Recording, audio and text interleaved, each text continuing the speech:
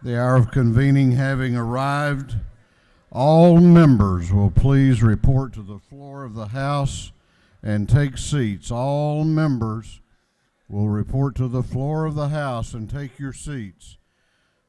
The clerk will ring the bell.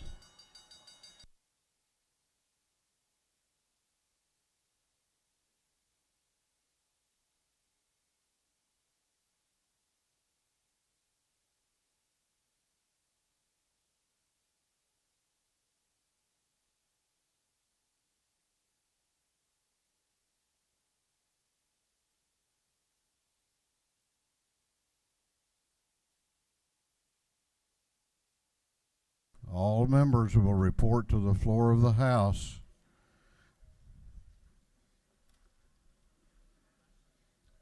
We are going to have the morning roll call.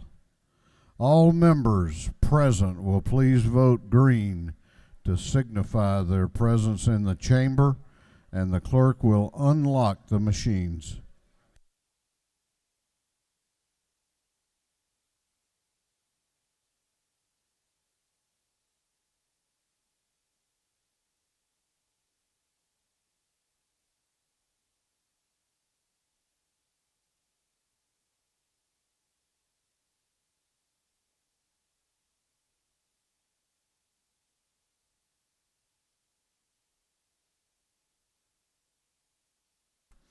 Have all members voted? Have all members voted? If so, the clerk will lock the machines. Doorkeepers will please close the doors and keep them closed. Well, good morning.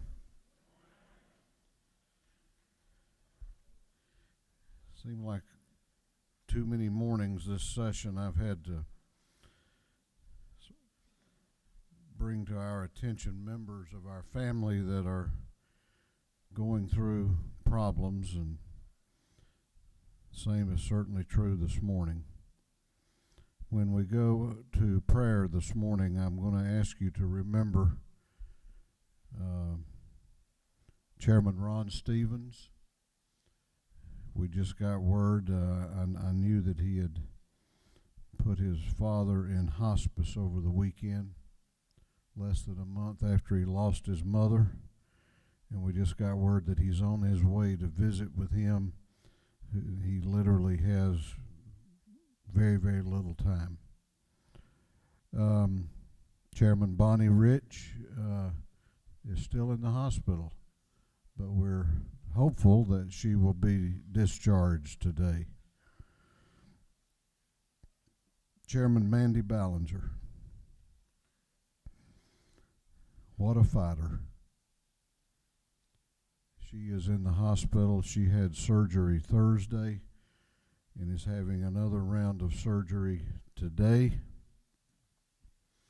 I talked with her late yesterday afternoon, and her spirits are good. She already has a timetable laid out for when she gets out of the hospital and comes back to work. But she's got some challenges. But we are happy to have Chairman Lynn Smith back this morning. Lynn, it's good to have you back.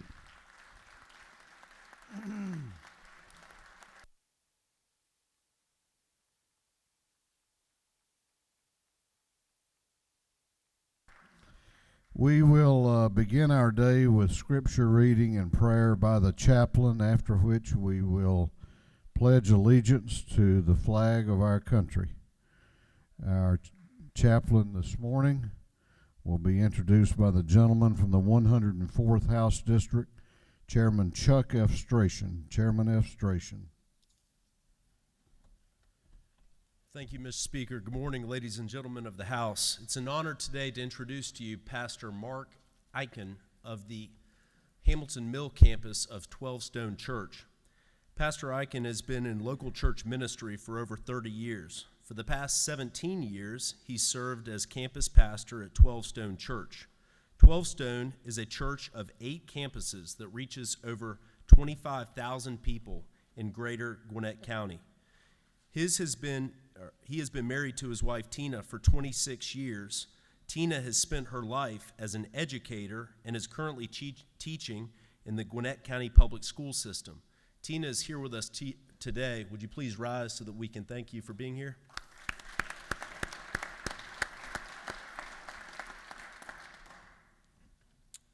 Mark and Tina have 3 children. Their oldest, Carly, is a recent graduate from Georgia State University and is a Gwinnett County public school teacher.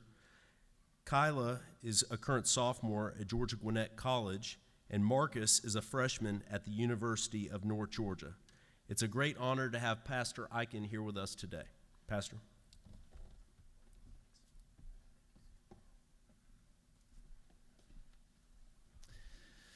Well, good morning, Mr. Speaker, Representative Efstration. Thank you for the invitation to be here today. You know, you stand in a room like this and you get a sense of awe of the history and the work that's been accomplished here.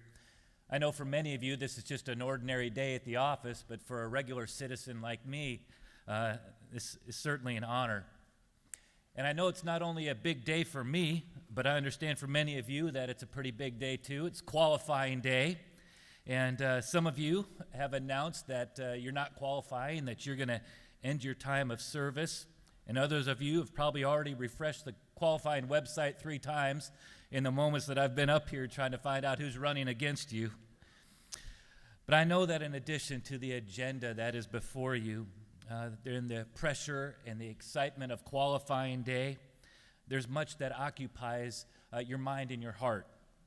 I also know that this is month 3 of session, and for some of you, this is a little bit like being deployed. You come from districts maybe where you're unable to travel home often and you're away from your family, and that occupies real estate in your mind and in your heart. I remember a number of years ago, I was traveling to Sri Lanka. It was shortly after the tsunami had caused massive destruction, and our church had been sending teams to help rebuild the communities. And I'd be gone for about 10 days, which is not very long considering what you guys might be going through, but it was long enough to make me a little bit melancholy about being away from my wife and children. And I remember sitting in the plane on the tarmac looking out the window, and it was a rainy day, and that just kind of added to the mood. But I remember praying a simple prayer: God, would you watch over my family while I'm gone? Seemed like a good thing to pray, and I'm sure that some of you have said that prayer while you're here. And I felt like God responded with a gentle but clear voice of truth. And he said, Mark, like I'm not the one who watches over your family when you are home. I said, you're right, God. Thank you. The same God who watches over my family when I'm home is the God who watches over my family when I'm away. You see, no matter what part of the state you come from, no matter what party you represent, we all have a life that's outside of this chamber. We have spouses, families, parents, children, relationships, business responsibilities, and many of these things weigh heavy on you while you're here doing the work of serving. I was asking a friend who's also qualifying today, I said, how could I best serve in my time here today? He said, Mark, they're just regular people dealing with real issues like everyone else. Mr. Speaker, you mentioned a few of those this morning. So maybe the best thing that I can do is pray for you. The truth is, some of you have loved ones that are dealing with health issues, maybe a cancer diagnosis, and you're here and they're there, but your heart is with them. Some of you are missing ball games or missing recitals or important events in your kids' lives. Some of you have missed out on the birth of a child while you're here. Some of you are facing financial pressures outside of this room that are overwhelming. Some of you are struggling in relationships or marriage, and you can't solve those while you're here. Some of you are trying to solve complex problems from a distance. And I think how I can serve you, how can I serve the people who serve us, and probably the best thing that I can do is point you to the one who can. There's a scripture that I've been sitting in for a while. It's from the book of Psalms, Psalm 33. It says this: no king is saved by the size of his army. No warrior escapes by his great strength. A horse is a vain hope for deliverance, and despite all its strength, it cannot save. But the eyes of the Lord are on those who fear him, on those who put their hope in his unfailing love. And just like I realize that I'm not the one who is all powerful, God is all powerful. It's not my strength, my wisdom, my resources, my army. But Scripture says God is with those who fear him, who put him first. And when you do that, he steps in, and that's a much better place than having it all rely on you. So I want to pray for you. I want to pray that you would seek God's protection more than your own. I want to pray that you would discern God's purposes more than your own. And I want you to know that God's power is greater than your own. So I'm going to ask if you would rise and pray with me. God, our Father in heaven, thank you for our nation, for this great state of Georgia which we get to serve. We humble ourselves before you because we're capable of being proud towards you. Sometimes our success blinds us, and sometimes we think it's all on us when really you're the one that's in charge. So God, forgive us, for you give grace to the humble, but you oppose the proud. We all stand in need of your favor in our lives, and I pray over our families and our loved ones. And right now, each of us has in mind, God, those we love. Would your presence be with them? Would you protect and provide for them while we are here, the same as you do when we are home? For those who are dealing with illnesses, I pray that you would provide healing. God, the struggles we face in life are not unseen to you. And as we gather this day, we ask that you would do miracles. We pray for those who have little ones at home who are missing their mom or dad. And I pray that they would know how much their earthly parents love them and long to be with them. I pray for those who are dealing with financial pressures, God, that you would be their provider. And I pray for each person in this chamber as they do the work of the state. God, we seek your favor in 2020. I'm grateful for a state government that's committed to making difficult decisions head on and seeking your will. And Father, you know the issues that are before us, the full agenda that needs to be accomplished, the complexities of finances and people and parties. God, would you grant us breakthroughs in unity to accomplish greater things for our state, both in our metro and rural areas. God, give us wisdom to lead state business, courage to walk with character, and endurance to keep your word. And may your favor rest upon this house and those who serve on behalf of the citizens of Georgia. In Jesus' name we pray. Amen. I pledge allegiance to the flag of the United States of America and to the republic for which it stands, one nation, under God, indivisible, with liberty and justice for all. Doorkeepers will unlock the doors.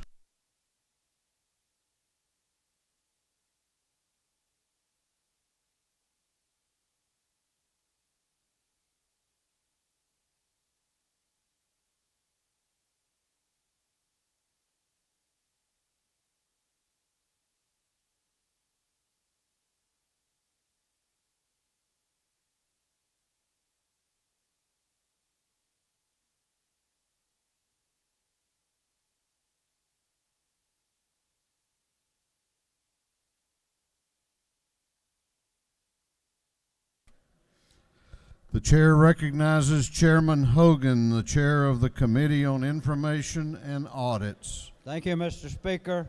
Your Committee on Information and Audits read the proceedings of the previous legislative day and found them to be correct. Chairman Hogan, the chair of the Committee on Information and Audits, reports that the journal of the previous legislative day has been read and found to be correct. Is there any objection to the confirmation of the journal? The chair hears none, and the journal is confirmed. The clerk will read the resolution establishing the order of business for the day. Mr. Burns, 159th, moves following be established as the order of business during the first part of unanimous consent. Introduction of bills and resolutions, first reading and reference of House bills and resolutions, second reading of bills and resolutions, report of standing committees, first reading and reference of Senate bills and resolutions, morning orders. Is there any objection to the adoption of the resolution establishing the order of business for the day? The chair hears none, and the resolution is adopted.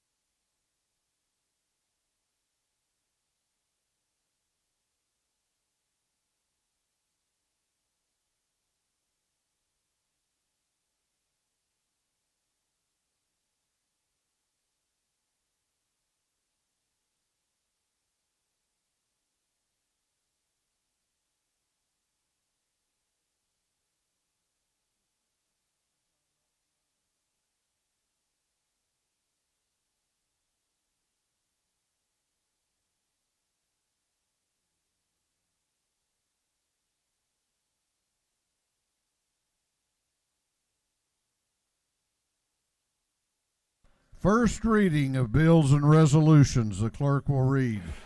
House Bill 1069 by Representative Holcomb of the 81st Buckner, the 137th Williams, the 145th McLaren, and the 51st Paris, the 142nd, and others. Bill be titled an act to amend Chapter 3, Title 17 of the Official Code of Georgia, annotated relating to limitations on prosecution. Judiciary non-civil. House Bill 1070 by Representative Gaines, the 117th, Dollar, the 45th, Hughley, the 136th, and Wiedauer, the 119th. Bill be titled an act to amend Article 3, Chapter 3, Title 44 of the Official Code of Georgia, annotated relating to condominiums. Insurance. House Bill 1071 by Representative Gullett of the 19th, Montmahan of the 17th, Martin of the 49th, Scoggins of the 14th, Dollar of the 45th, and others. Bill be titled an act to amend Code Section 46.5.27 relating to telephone solicitations to residential, mobile, or wireless subscribers. Energy, utilities, and telecommunications. House Bill 1072 by Representative Schofield of the 60th and Drenner of the 85th. Bill be titled an act to amend Chapter 15 to Title 25 of the Official Code of Georgia, annotated relating to other safety inspections and regulations. Public safety and homeland security. House Bill 1073 by Representative Watson of the 173rd, Jaspers of the 11th, Corbett of the 174th, and England of the 116th. Bill be titled an act to amend Chapter 62, Title 36, the Official Code of Georgia, annotated relating to development authorities. Governmental affairs. House Bill 1074 by Representative Estration of the 104th, Dubnik of the 29th, Sussler of the 35th. Bill be titled an act to amend Article 1 of Chapter 2, Title 49 of the Official Code of Georgia, annotated relating to general provisions regarding the Department of Human Services. Juvenile justice. House Bill 1075 by Representative Holland of the 54th, Gardner of the 57th, Dreyer of the 59th, Jackson of the 64th, and Evans of the 83rd, and others. The bill be entitled an act to amend an act to continue the existence of the Atlanta Independent School System. Intergovernmental coordination. House Bill 1076 by Representative Holcomb of the 81st, Hitchens of the 161st, Frazier of the 126th, Abstration of the 104th, Trammell of the 132nd, and others. The bill be titled an act to amend Chapter 24 of Title 15 of the Official Code of Georgia, annotated relating to sexual assault protocols. Judiciary non-civil. House Bill 1077 by Representative Kirby, the 114th, Trammell, the 132nd, Welch, the 110th, Werkheiser, the 157th, McLeany, the 100th, and others. Bill be titled an act to amend Code Section 50.13.2 with the Official Code of Georgia, annotated relating to definitions for the Georgia Administrative Procedures Act. Industry and labor. House Bill 1078 by Representative Welch of the 110th, Holly of the 111th, Douglas the 78th, Rutledge of the 109th, and Mathiak of the 73rd. Bill be titled an act to amend Chapter 1 of Title 15 of the Official Code of Georgia, annotated relating to general provisions regarding courts. Judiciary. House Bill 1079 by Representative Schofield, the 60th, Gardner of the 57th, Allen of the 40th, Buckner of the 137th, Alexander of the 66th, and others. Bill be titled an act to amend Article 7, Chapter 4, Title 49, and Title 33 of the Official Code of Georgia, annotated relating to medical assistance and insurance. Special Committee on Access to Quality Health Care. House Bill 1080 by Representative Bazemore of the 63rd, Smiley of the 135th, Beverly the 143rd, Trammell of the 132nd, Bodie of the 62nd.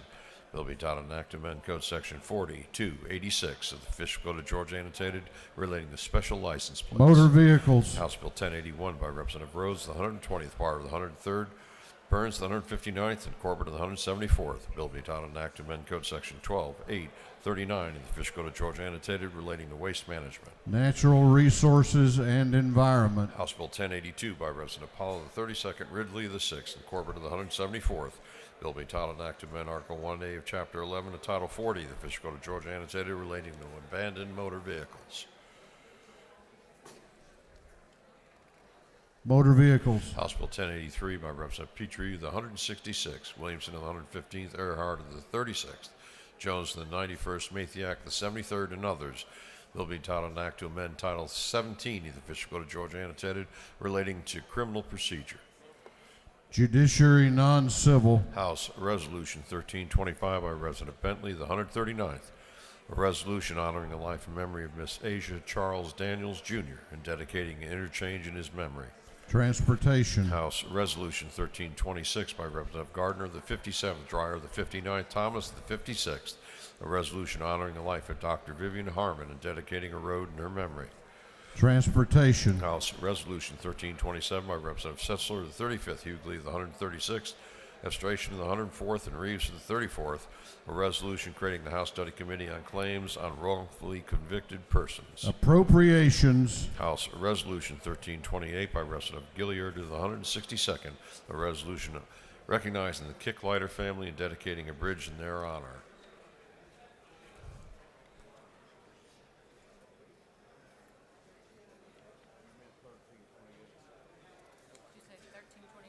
Yes. Transportation. Senate Bill 362 by Senators Wilkinson of the 50th, Anderson of the 24th, Harper of the 7th, Burke of the 11th, and Rahman of the 5th.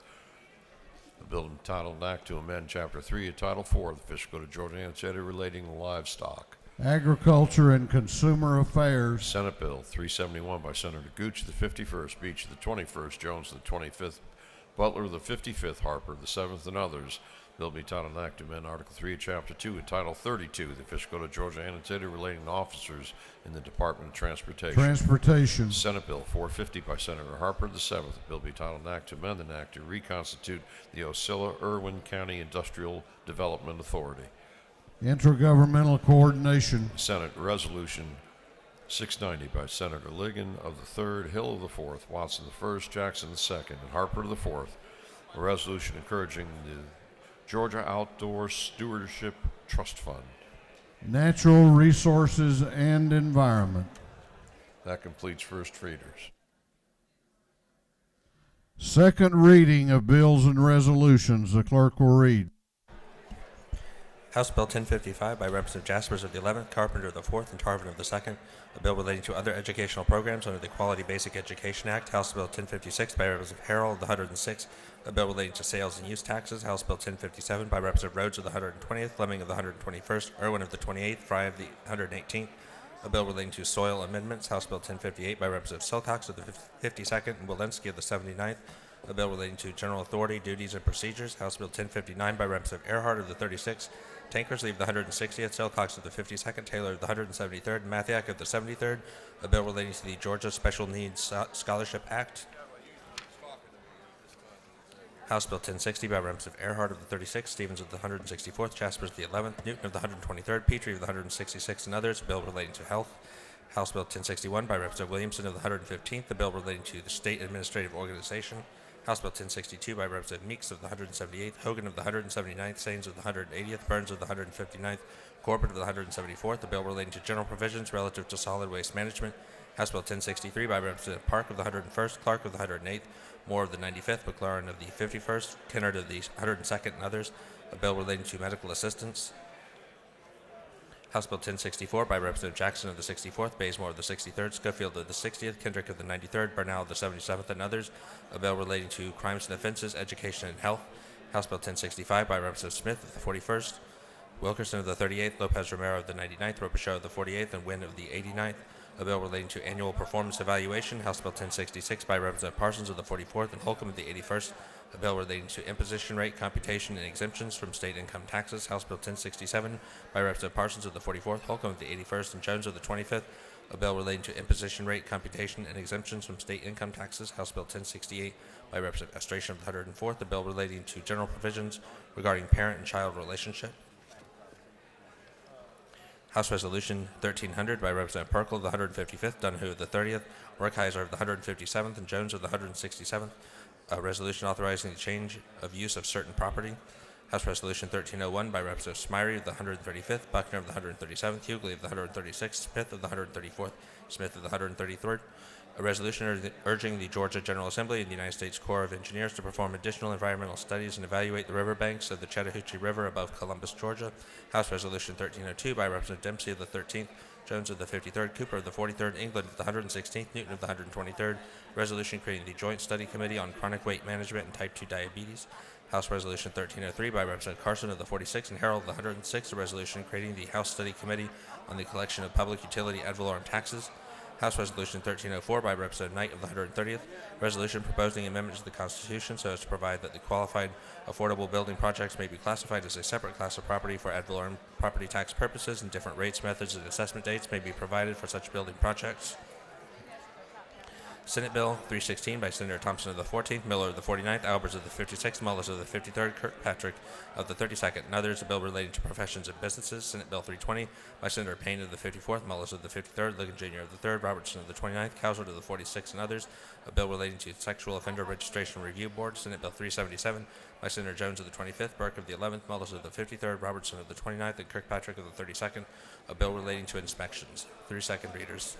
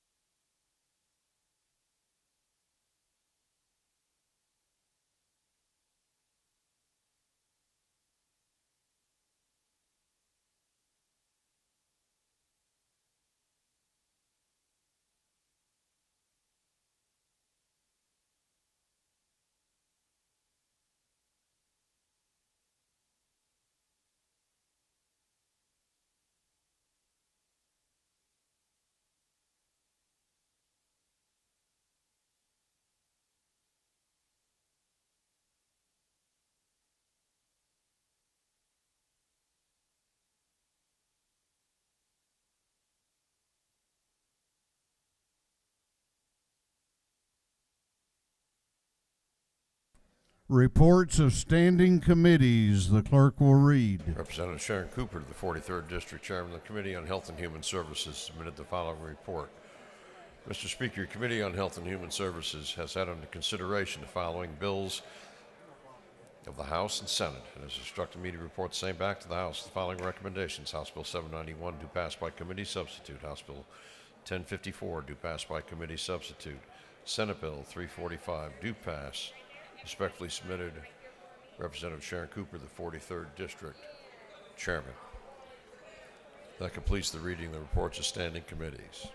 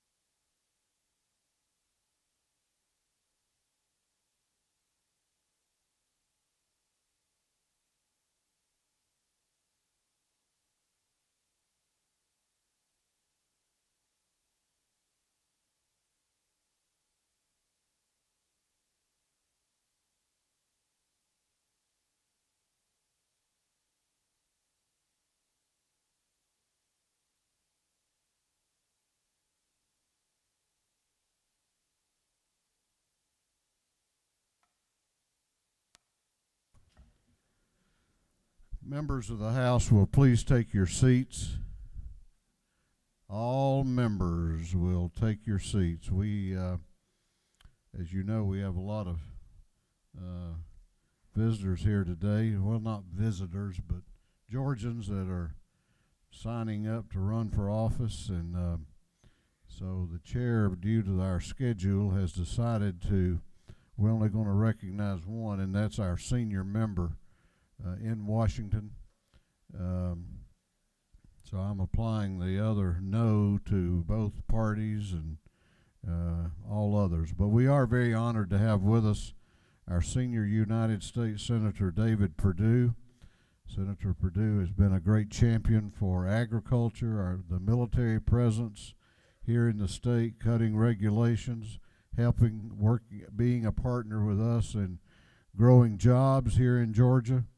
So we're delighted to have him with us, and please make welcome Senator David Perdue.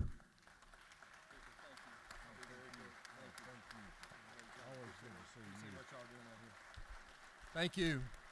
It's a real honor to be here. I want to thank you for what you guys do for our state and our country. I mean, this is really where it's at. I brag on you all the time in Washington. I tell them state government is where government works. You guys work here. You don't go home until you get the budget done, and I so respect that. But Democrats and Republicans right here in this body will fight with each other and finally get to something called compromise so we can go home, you go home, and you live under the laws that you write. And I think people in Washington could learn a lot from what we do here in Georgia, right here in this body and across the hall over there in the Senate. And I want to thank you for that. Third thing I want to just mention real quick is I want to thank you for your participation, your partnership in dealing with a couple of big items. One is this disaster relief that we just saw a couple years ago. You guys were the first. The state money was the first money that got to our farmers and people down there that were really hurt by that devastating hurricane. The second thing is this port that we've been working on for 20 years in the state of Georgia to get Port of the Savannah deep in just 5 feet.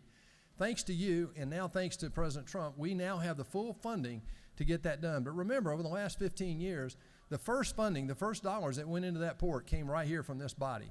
And I want to thank you for that partnership. God bless you for what you do of our state and our country. God bless you. Thank you very much, Mr. Speaker. Thank you. Thank you. Good to see you.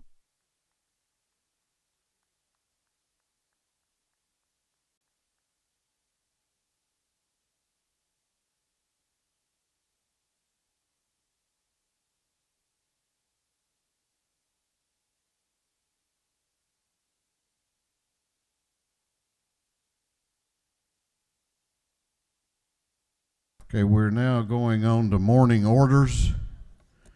Morning orders.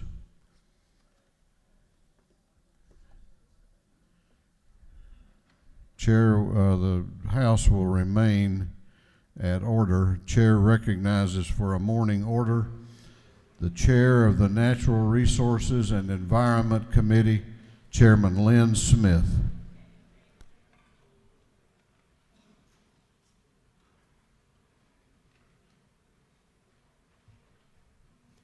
Thank you, Mr. Speaker, and good morning, everyone.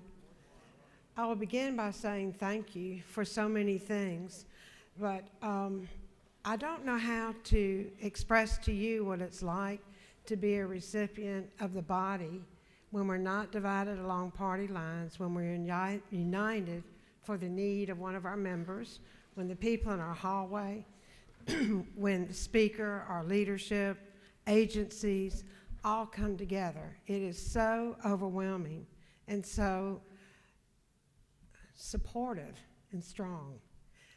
And I loved geometry in high school, and I liked it so much because of all these theorems, and if you would just learn the theorem, you stood a good chance of solving that problem. And that day, when I saw everyone there, I kept thinking, oh, it really works, not just on a math page. And there is a statement, a theorem, that says the whole is greater than the sum of all of its parts. You are my whole. Thank you.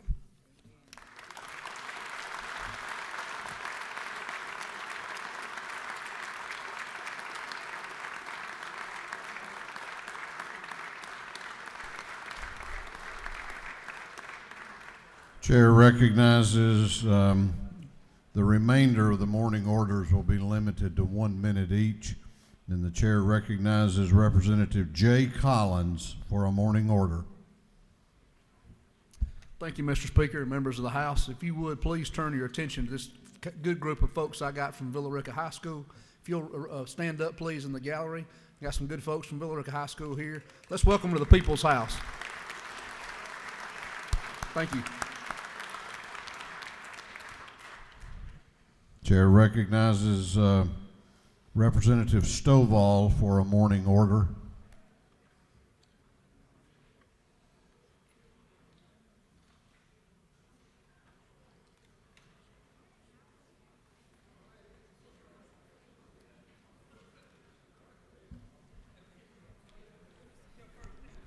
Yes.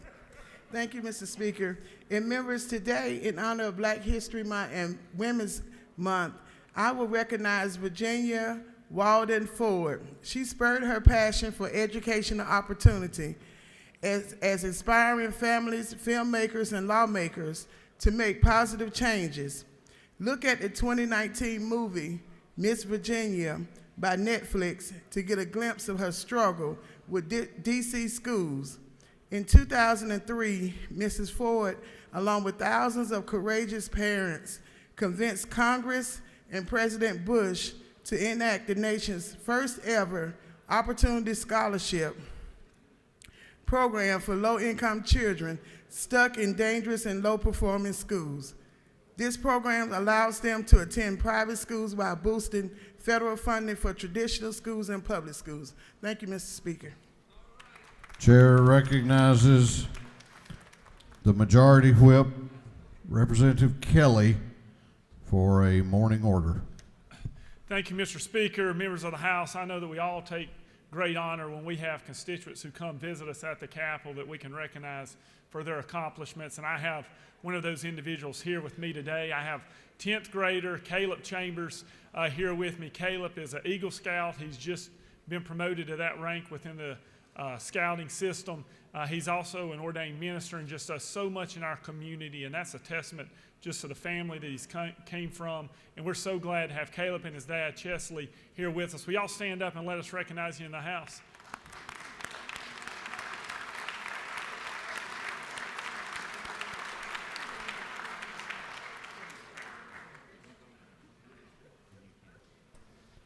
Chair recognizes Representative Donahue for a morning order.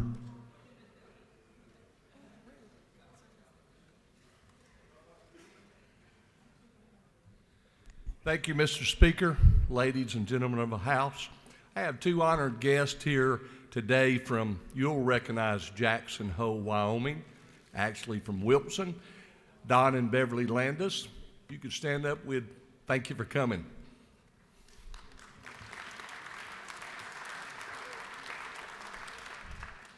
Chair recognizes Representative Schofield for a morning order.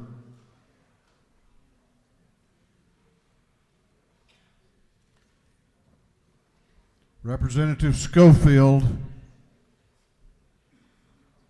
Chair recognizes Representative Lopez Romero for a morning order.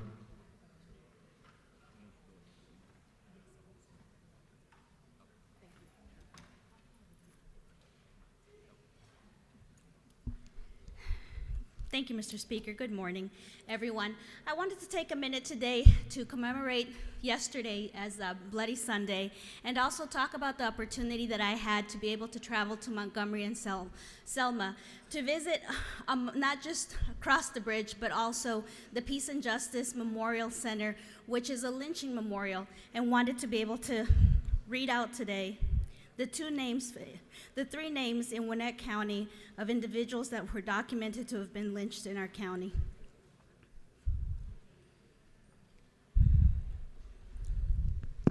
On January 28 of 1882, Mr. Thomas Muffet. February 12, 1882, William Smell. April 8, 1911, Charles Hell. Thank you for, let's have a moment, please.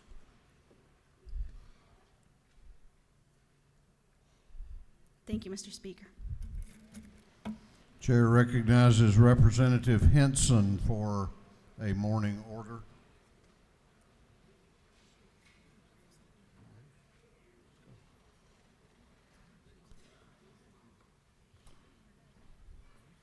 Okay, Chair recognizes Representative Bazemore for a morning order.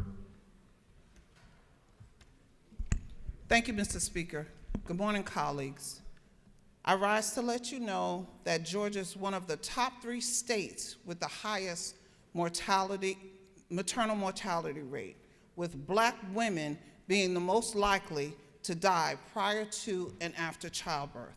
In addition, there is a grave shortage of OB physicians practicing in Georgia. With the death of a mother, the question becomes, if there's no spouse, what family member will assume responsibilities of that child and possibly other children? How will this affect one's employment? Are grandparents expected to step up? I would without hesitation, but I am able to do so unlike most grandparents. My daughter had complications during both of her pregnancies, 4-year-old and 2-year-olds. Unlike these women, she had access to excellent health care because of the insurance she has. Let's expand Medicaid so this story will be the norm and not the exception. Thank you, Mr. Speaker.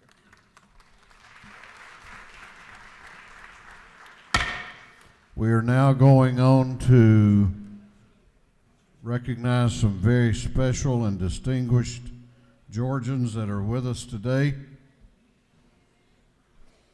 The clerk will read the caption to House Resolution 1315. House Resolution 1315 by Representative Rhodes of the 120th, Ralston the 7th, Kelly the 16th, Hatchett of the 150th, and Corbett of the 174th. A resolution recognizing and commending the 2019 Atlanta Braves and the team's award-winning players and manager, and for other purposes. Chair recognizes Chairman Trey Rhodes for an invite resolution.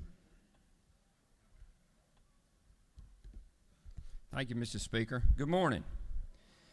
It's a great honor for me to stand here today and talk a little bit about and talk about the accomplishments that our Atlanta Braves had last year. You know, some people call them America's team, but they're our team. They're our Atlanta Braves. With us today from the organization, we have Derek Schiller, President and CEO, Mike Plant, President and CEO of the Braves Development Company, Greg Heller, Executive Vice President and Chief Legal Officer, and one of the voices of the Braves, not only a Braves, but I also remember he's a Falcon. So we have Brian Jordan with us here today. I'm not going to read this resolution, but I just want to tell you a little bit about some of the phenomenal things that we did last year.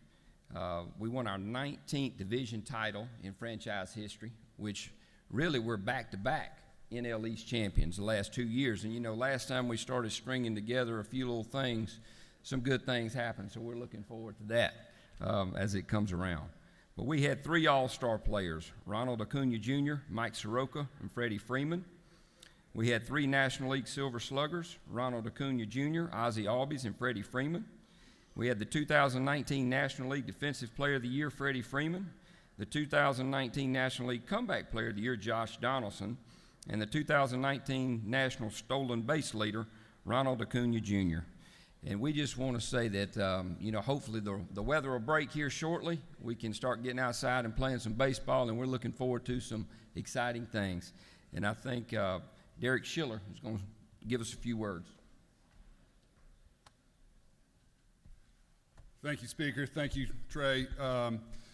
Everybody here, I want to thank you on behalf of our entire organization for supporting the Braves. Obviously, we're Atlanta's team, we're Georgia's team, and everybody here who has done so much great work for the state of Georgia. One of the things you also do is really support our hometown team. We really appreciate it.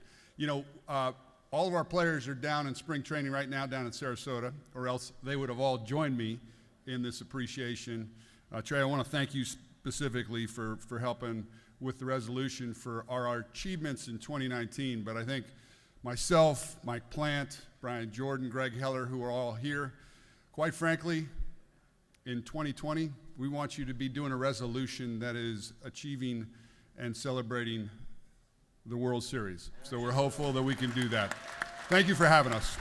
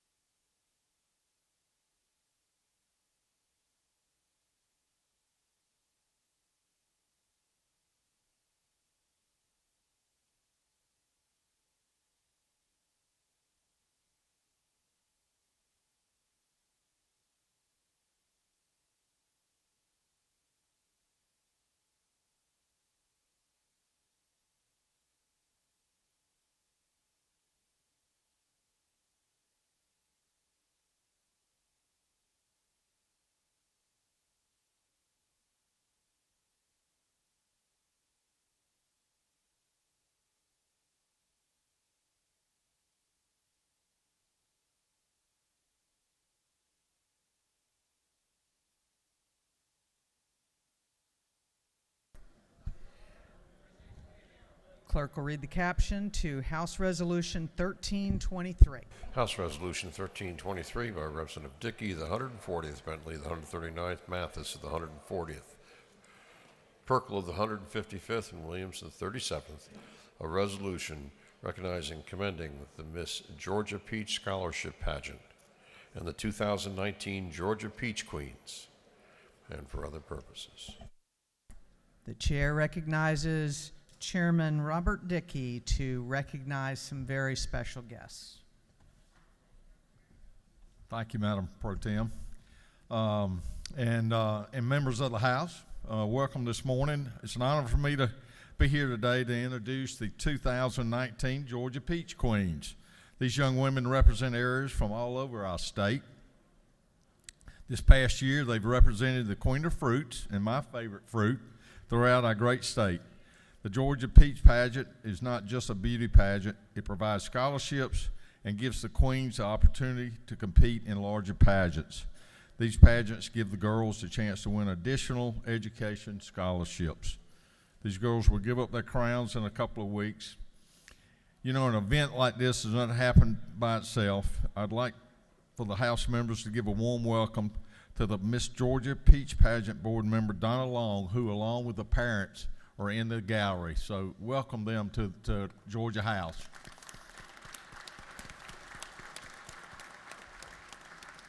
Now I'd like to introduce them, starting with the youngest queen, tiny Miss Georgia Peach, Abigail Brooke Goss from Cochran, Georgia.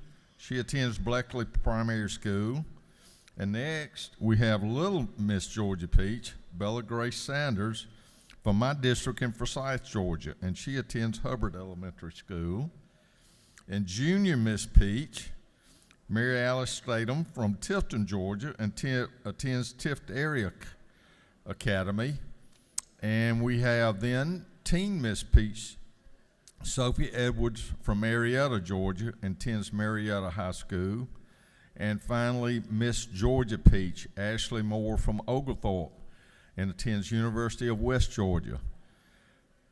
We have a very special queen who was just crowned today.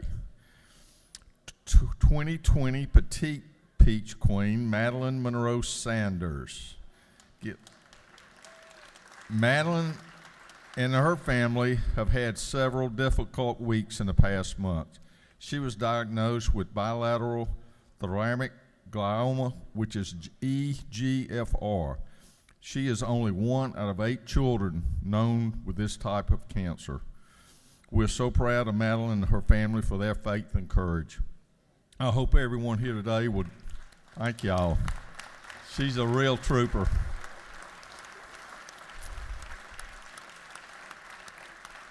I hope everyone here today will join me in to continue to pray for Madeline, her sister Bella Grace, a brother and a parent. She starts treatment tomorrow. Now I want to turn the telephone over to Ashley Moore, our Miss Georgia Peach.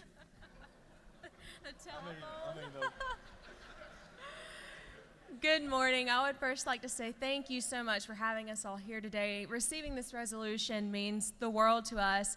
You know, there are 2 commercial areas of peach production in the state of Georgia, with 83% of peach production occurring in the central region of Georgia and 17% in the southern region.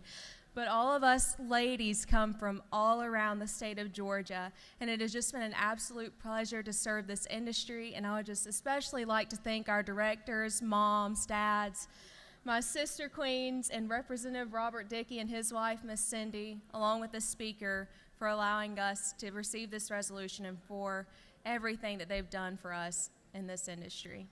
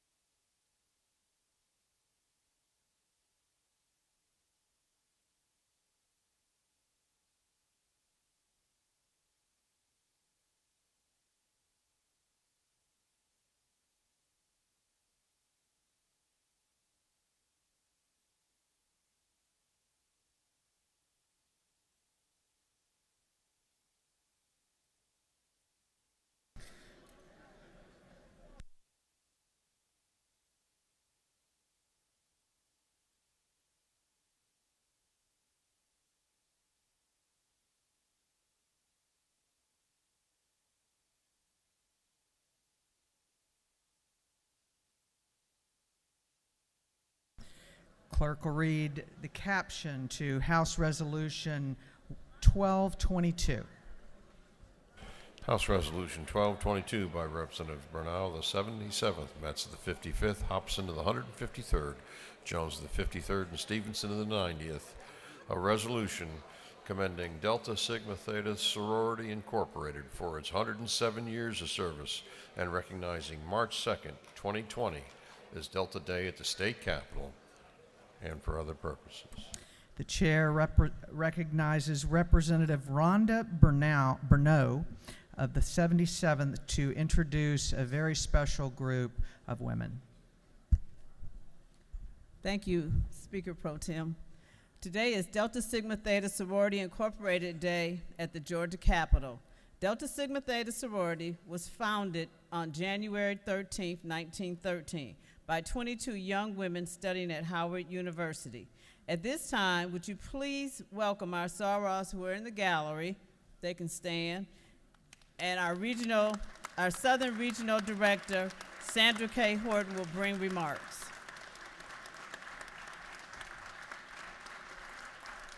Good morning. Thank you, Speaker Pro Tem, and all the representatives here today. We rise because we are strong women. We are social activists. We are 55 chapters strong in the state of Georgia with over 8,000 members. As we converge on Atlanta in 2021 for our national convention, we will have over 25,000 members here to celebrate our sorority and the work that we do in our communities. We thank you for the work that you do as you do the business of the state. Thank you very much.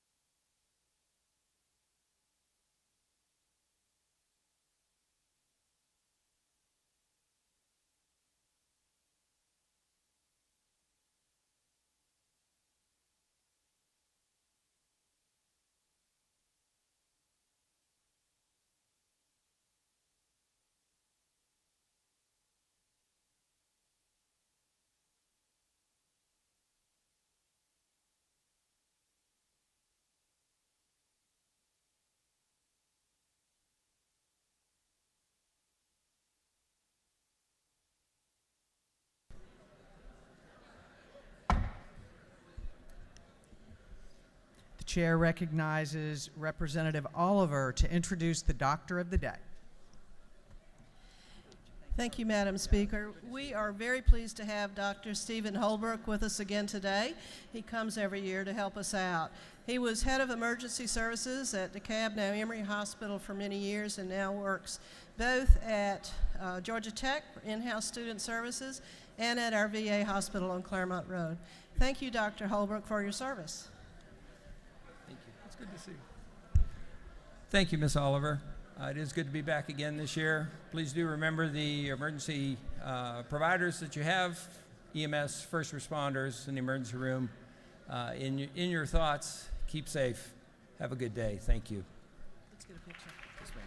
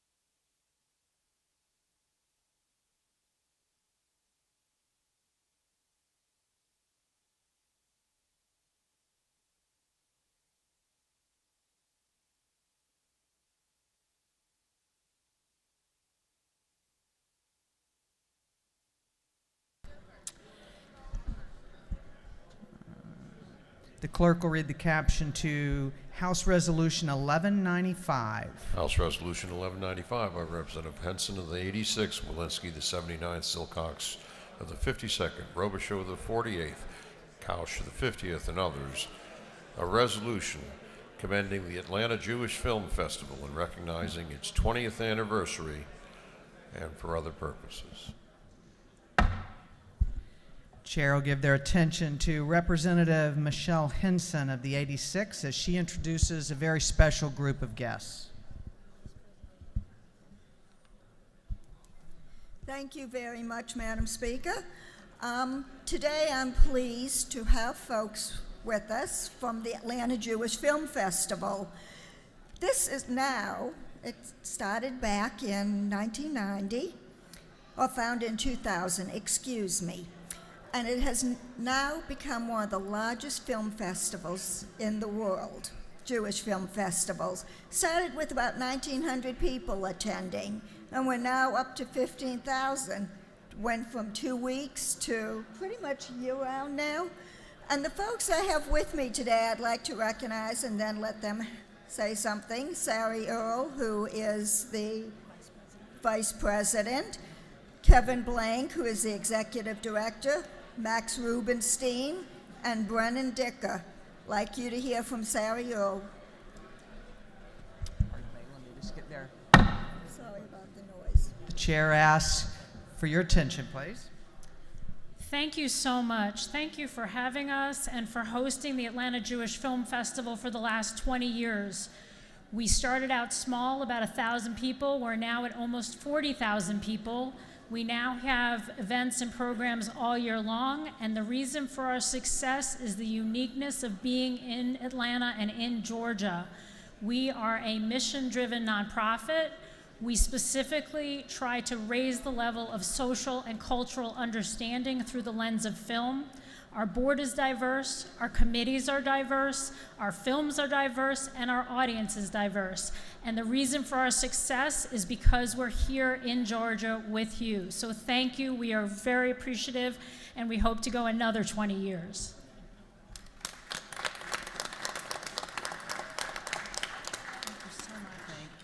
Thank you for what you do.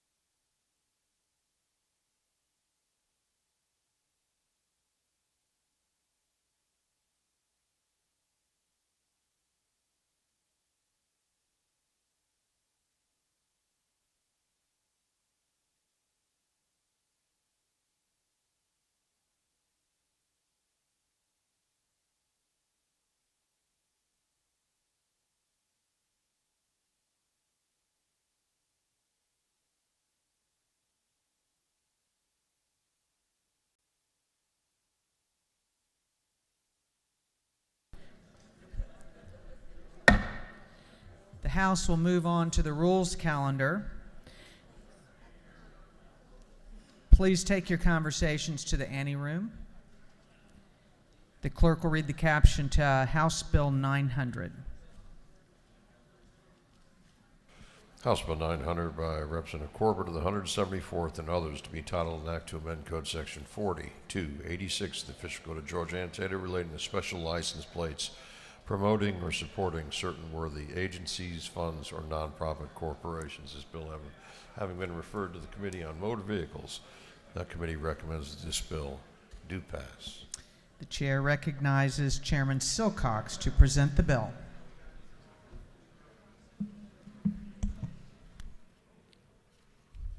Thank you, Madam Pro Tem. Good morning. This morning I bring to you House Bill 900, which creates not a new tag, but a new improved design for the breast cancer license plate tag. This tag generates funds to provide breast cancer education, screening, and treatment to many underserved women in Georgia. In fact, 83% of the proceeds from these funds go to women who come from a racial ethnic minority, and 3 out of every 4 counties in Georgia benefit from some grant from these funds. So please join me in supporting all breast cancer patients in Georgia with this new design, the very brand new breast cancer tag for Georgia. Thank you. There are no questions, and the lady has yielded the well. Is there any objection to the previous question being ordered? The chair hears none. The previous question is ordered. Is there any objection to agreeing to the report of the committee, which was favorable to the passage of the bill? The chair hears none, and the report of the committee is agreed to. Shall this bill now pass? All in favor of the passage of the bill will vote yes. All those opposed will vote no, and the clerk will unlock the machine.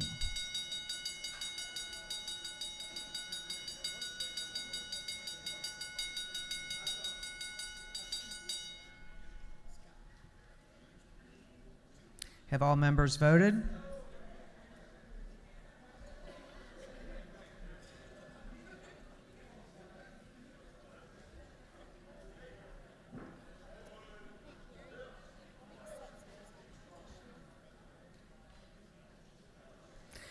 Have all members voted?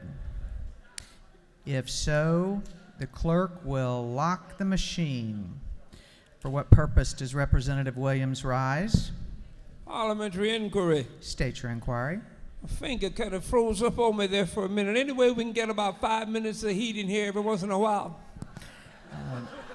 The chair will work on it. On the passage of the bill, the yeas were 157, the nays were 0. The bill, having received the requisite constitutional majority, is therefore passed. Clerk will read the caption to House Resolution, House Bill 1003. House Bill 1003. House Bill 1003 by Representative Burns, the 159th, and others to be entitled an act to amend Code Section 15.6. 2, the Official Code of Georgia annotated relating the number of judges of superior courts. This bill having referred to the Committee on Judiciary. That committee recommends that this bill do pass. Chair recognizes Majority Leader Burns to present the bill. Thank you, Madam Chair. Good morning, colleagues. This morning I bring to you HB 1003. This bill would add an additional Superior Court judge in the Ogeechee Superior Court Circuit, which is down in southeast Georgia. It is comprised of Bullock County, Effingham County, Jenkins County, and Scriven County, represented by Chairman Hitchens, Chairman Tankersley, and Chairman Parrish, and myself. Little background on the district. Effingham County is one of the fastest growing counties in this state, has been for a number of years, and one of the fastest growing counties in the country. So we had a tremendous growth in population there. Bullock County, Statesboro, Georgia, is also a very fast-growing county as well, and as most of all of you know, it's home to Georgia Southern University. Now, I know personally, as many of you do, about the judges in your circuits. I'm aware of their schedules. They're hard workers. They do a great job in administering justice in that circuit, and this is one more tool that would help them make sure that justice is taken care of in a prudent manner. Now, the administrative office of the courts has certified last year, due to the circuit's workload, has qualified it for one additional judge. That circuit was named the number one circuit in the state, qualifying because of its workload. All of the judges in the circuit, their workload has been certified as them doing 1.5 times the workload of the judges in the other circuits. This is a bill that's been, we've not had a new judge in that circuit since 1995. So the time is of the essence that we help these gentlemen and those that would fill this other judgeship, whether it's a lady or a gentleman. But it's time that we address the issues and the workload of that. I would ask this body's favorable consideration of HB 1003, creating an additional judgeship in the Geechee Circuit in Southeast Georgia. Madam Chair, if there are any questions, I'll be glad to try to answer them. There are no questions. Thank you, and ask for your favorable consideration. Yield the well. The gentleman has yielded the well. Is there any objection to the previous question being ordered? The chair hears none. The previous question is ordered. Is there any objection to agreeing to the report of the committee, which was favorable to the passage of the bill? The chair hears none. The report of the committee is agreed to. Shall this bill now pass? All in favor of the passage of the bill will vote yes. All those opposed will vote no. And the clerk will unlock the machine.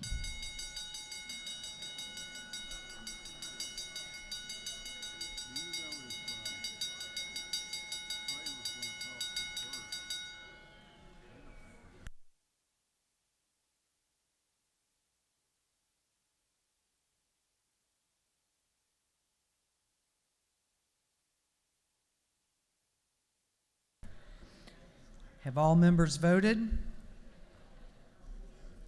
Have all members voted? If so, the clerk will lock the machine on the passage of the bill. The yeas were 163, the nays were 0. The bill, having received the requisite constitutional majority, is therefore passed.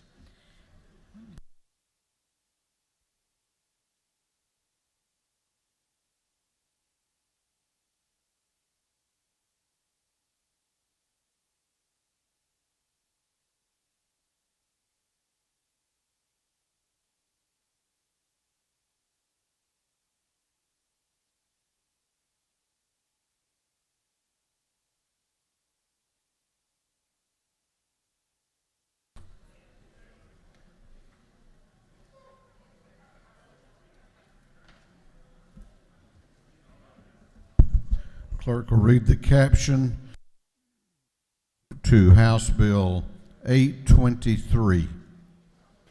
House Bill 823 by Representative Gaines, the 117th, and others, to be entitled an act to amend Code Section 16, 546, and 45, 151 of the Official Code of Georgia annotated relating the trafficking of persons for labor or sexual servitude.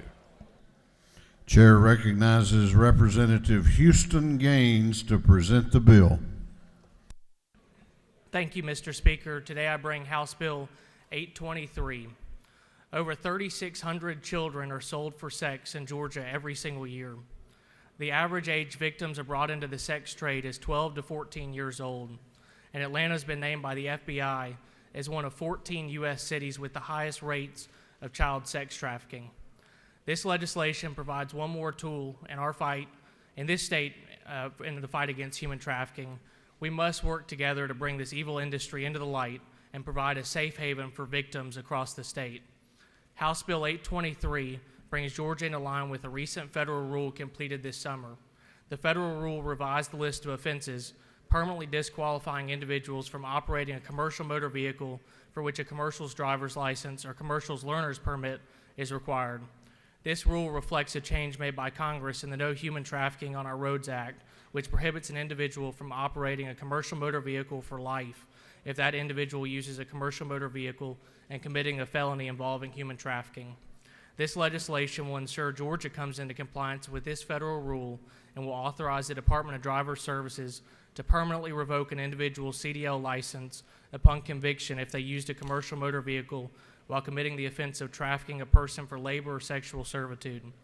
This legislation comes on behalf of First Lady Marty Kemp as we all work together to bring human trafficking in our state to an end. Together we must fight back against those who victimize our state, and I believe House Bill 823 is another step and tool to assist us in the fight against human trafficking. and I would ask for your favorable consideration. Mr. Speaker, I'm happy to answer any questions. You have a question if you care to yield. I do. The chair recognizes Chairman Welch to your left for a question. Does the gentleman yield? I will. Thank you for bringing this legislation, and I want to just express my gratitude to you, to the members of this House, and to First Lady Kemp for leading the charge that has been needed and been worked on by this House and by the Senate for the last decade or so. But I'm really proud of her. I'm really proud of the administration for taking on this as a frontline initiative of the administration, and I wish her and you all the success in the world with this measure. Thank you for bringing it to the House. Thank you. Do you further yield? I'll yield for one more. Chair recognizes Representative Buckner to your left for a question. Thank you for bringing the bill. Saturday in Columbus, we did a ceremony to bring attention to the problem, and I learned following the ceremony that it was indeed truckers that helped save the life of a young girl. One trucker saw something unusual, put it out on the network and called for backup, and they were able to circle around the truck that had actually lured a young girl into one truck. They were able to circle around that truck, stop him, and keep him from getting across the state line. So there are great people out there trying to help out, and thank you for this bill because I think it will help as well. Thank you so much. Mr. Speaker, I yield the well. Gentleman has yielded the well. Is there any objection to the previous question being ordered? The chair hears none. The previous question is ordered. Is there any objection to adopting the committee substitute? The chair hears none. The committee substitute is adopted. Is there any objection to agreeing to the report of the committee, which was favorable to the passage of the bill? The chair hears none. The report of the committee is agreed to. Shall this bill now pass? All those in favor of the passage of House Bill 823 will vote aye. Those opposed will vote no, and the clerk will unlock the machines.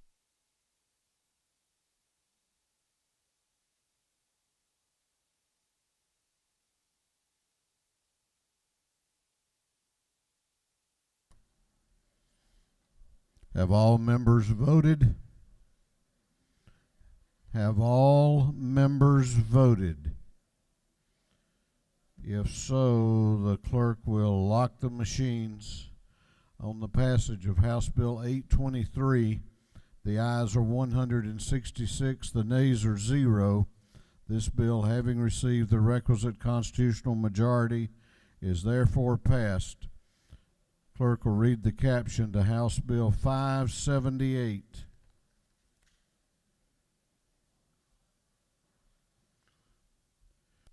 House Bill 578 by Representative Dempsey of the 13th and others, to be entitled an act to amend Article 1 of Chapter 2 of Title 49 of the Official Code of Georgia Annotated relating to general provisions regarding the Department of Human Services so as to provide for the review of certain law enforcement conviction data. This bill having referred to the Committee on Health and Human Services, that committee recommends that this bill do pass by committee substitute.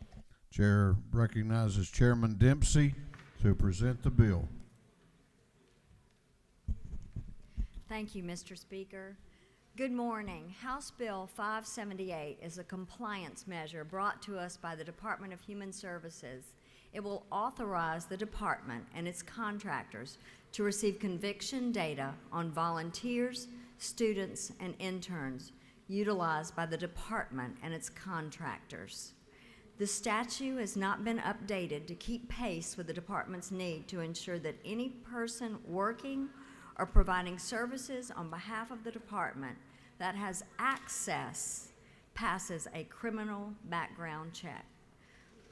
The consequences of this not passing actually will be that the department will not be able to fully vet through fingerprint-based background checks everyone that has access to these clients, the client's confidential information, the information systems, and other information that is confidential or protected in nature or required by law because current statute limits the types of employees we can conduct fingerprint background checks on.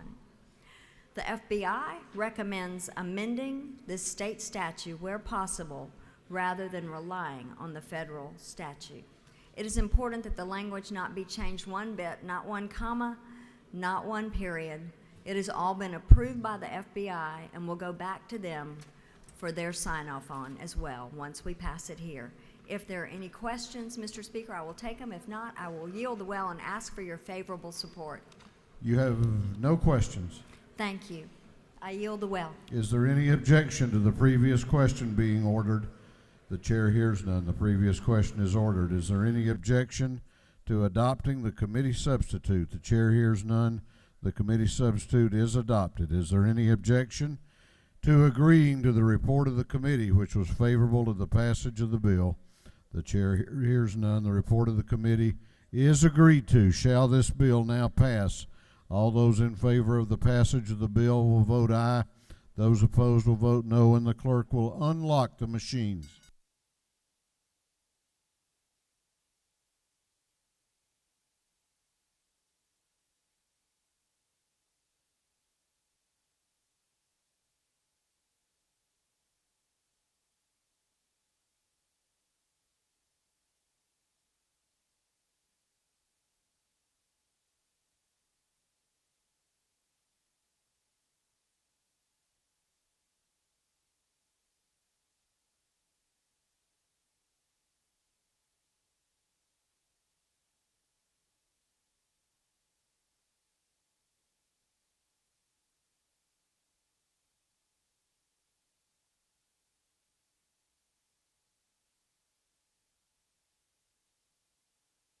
Have all members voted?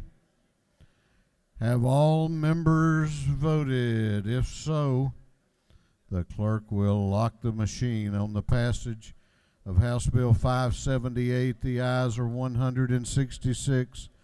The nays are 0. This bill, having received the requisite constitutional majority, is therefore passed. Clerk will read the caption to House Bill 816. House Bill 816 by Representative Mathiak, the 73rd, and others, to be entitled an act to amend Code Section 14.7.4 of the Official Code of Georgia annotated relating to professional services in which a professional corporation may engage. This bill having referred to the Committee on Regulated Industries. That committee recommends that this bill do pass. Chair recognizes Representative Mathiak to present the bill. Thank you, Mr. Speaker, and good morning. Today I bring before you House Bill 816. This bill simply gives chiropractors and medical doctors another way to incorporate and practice together. Currently, they incorporate as an LLC, and if they practice together, this would allow them a way to incorporate as a professional corporation. Mr. Meadows, Mr. Everhart, and Mr. Reeves co-sponsored and passed House Bill 316 in 2015, allowing optometrists and ophthalmologists to practice together. So this is a little similar. If there are no questions, Mr. Speaker, I'll yield the well, and I ask for your favorable consideration. You have a couple of questions if you care to yield. Yes, sir. Chair recognizes Representative Jasmine Clark to your left for a question. Yes, ma'am. Does the gentlelady yield? Yes, ma'am. Just a quick question. How will this affect billing and insurance for patients if they go to their in-network doctor, but they're seen by the chiropractor, or if they're seen by both the doctor and the chiropractor? Are they going to get two separate bills from their insurance company? I believe that that will be how the clinics will set their businesses. That's two separate licenses, so I assume it would be two separate billing procedures. Does the gentlelady further yield? Sure. Is there any way to protect patients by notifying them ahead of time that if they were to go to a doctor/chiropractor, that they would in fact, or could in fact, receive two separate bills, one where their insurance actually does cover it and one where the insurance may not cover it in the case of a chiropractor? Yes, ma'am. I believe that that's what the insurance department of those clinics would clarify that with the patient. Thank you. Thank you. Do you further yield? Yes, sir. Chair recognizes Representative Rogers to your right for a question. Thank you, Mr. Speaker. Will the gentlelady yield? Yes, sir. Is it not true in regards to the lady's question that the person does not have to see either the doctor or the chiropractor if they go to see the doctor recommends the chiropractor? It's up to the patient's own option as to whether they're going to exercise seeing the person or not? Yes, sir. I would and at imagine. that time, and will you further yield? Yes, sir. Is it not true that probably at that time that they would be advised that there would be separate billing? Yes, sir. Thank you, ma'am. Thank you. Do you further yield? Yes, sir. I'll take one more question. Chair recognizes Representative Dickerson to your left for a question.